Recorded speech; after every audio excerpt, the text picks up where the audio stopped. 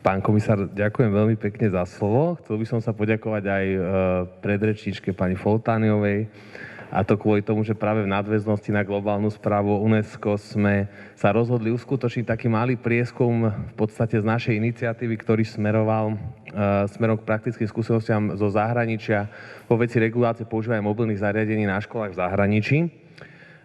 Využili sme to, že pán komisár je teda členom Európskej siete ombudsmanov pre deti,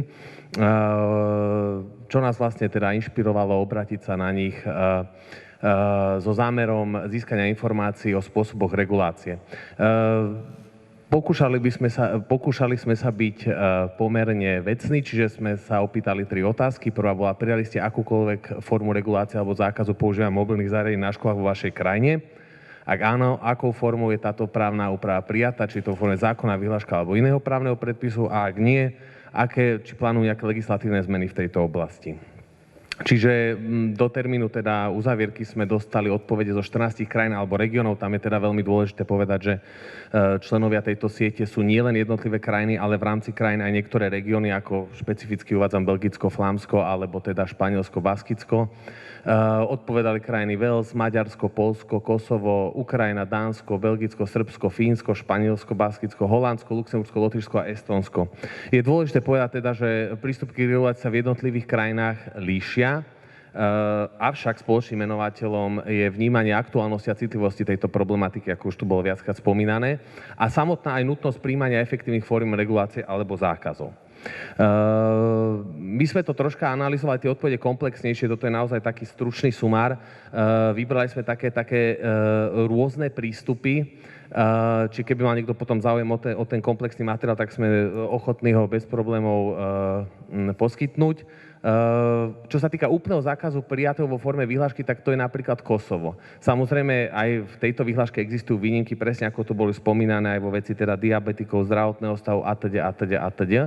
Belgicko, Dánsko, Poľsko, Wales ponecháva reguláciu plne v kompetencii jednotlivých škôl, čiže to nevylučuje zákaz.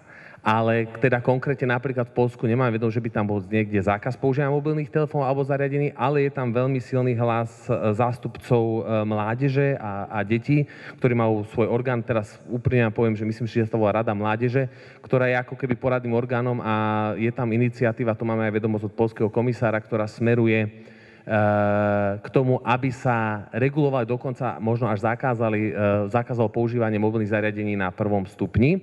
Špecifický príklad je veľmi špecifické Holandsko, kde teda právna úprava od 1. januára 2024 má byť prijatý zákaz vo forme smernice, teda už je prijatý, ale má byť platný od 1. januára.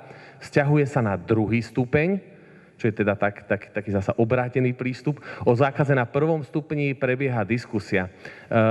Celé je to teda podmienené ešte tým, že ku koncu roka 2024 budú vyhodnocovať, či regulácia prijatá vo forme smernice je dostatočná. Pokiaľ nie, tak dokonca budú zvažovať prijatie samotného zákonu, kde bude vyšpecifikovaný zákaz.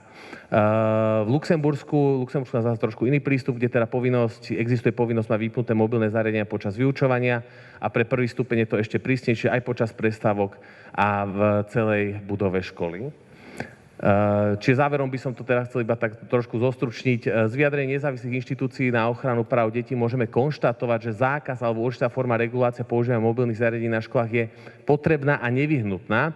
A v mnohých krajinách prebiehajú na túto tému odborné diskusie. Tak ako my teraz diskutujeme, tak tento problém riešia všade naokolo. Či bolo by veľmi vhodné k tomu pristúpiť takým spôsobom, že by sme sa niekam pohli. Prístup jednotlivých krajín sa však líšia, ako som spomínal. Niektoré kladú dôraz na prevenciu, zvyšovanie povedomia a osvetovú činnosť. Iné smerujú k striktnej legislatívnej úprave. Čiže to je práve ten rozdielny prístup, že niekto, ja to nazvem, že to chce riešiť mäkkou formou, niekto to chce riešiť radikálnejšie.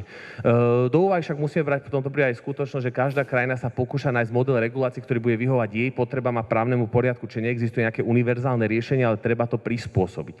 V rámci zasadnutia teda by som Parlamentu detí a mládeže ktorý pôsobí ako poradný orgán komisára pre deti, tak komisár zisťoval názor detí na používanie mobilných telefónov na školách, keďže nechceme my hovoriť o deťoch bez detí, alebo teda o mládeži bez mládeže, aký majú oni na to názor, to je veľmi tiež podstatné.